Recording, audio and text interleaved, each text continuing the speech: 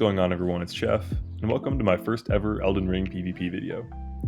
Quick note for anyone just here to see some gameplay, don't click away, check out some of the timestamps in the progress bar, and skip to wherever you'd like. I try to edit the matches in a way that's fast paced and satisfying to watch with how the music syncs up, so I'd love to hear some feedback on that before you click off.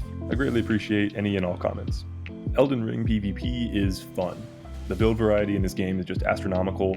I know despite the recent patch that balance is still an issue with some weapons being way too strong, but I still saw plenty of super unique builds and duels.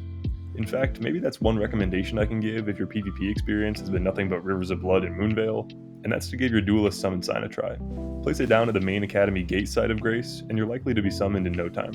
I found that people doing duels tend to have more creative setups in general, and not only that, but dueling means you're getting a 1v1 with another person that actually wants to fight you. That's as opposed to invading and walking into a gank where you get PvE'd by a host and his wizard and stun locked to death before you can even get close enough to swing your weapon. If you like invading, more power to you, but for people finding themselves frustrated by PvP and wanting to try something different, the main academy gate welcomes you. Today I'm trying out an 80 Faith build with 2 coated swords. This weapon is basically a lightsaber, it goes through shields with its 100% holy damage, makes this sound. It has one of the coolest aesthetics in the game in my opinion. Here are the stats I went with for this build. It would be more optimal if I started with a prophet instead of a samurai, and eventually I will reallocate this character to something more befitting the samurai, but honestly the difference is pretty minute.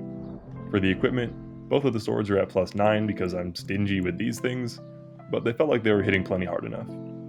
I'm using the Erdsteel dagger just as something lightweight to equip the Golden Vow Ash of War to, and any Sacred Seal will do to cast the incantation version of Golden Vow.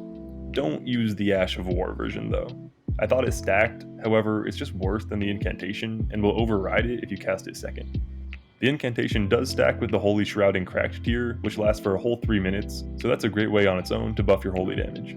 The other tier slot is pretty modular. The Legend Hard tier is honestly busted when a player doesn't expect you to have it, but I don't love using it since it kinda just encourages the opponent to wait for it to run out before engaging at all. Besides that, I've been using the Green Burst Crystal tier and enjoying it.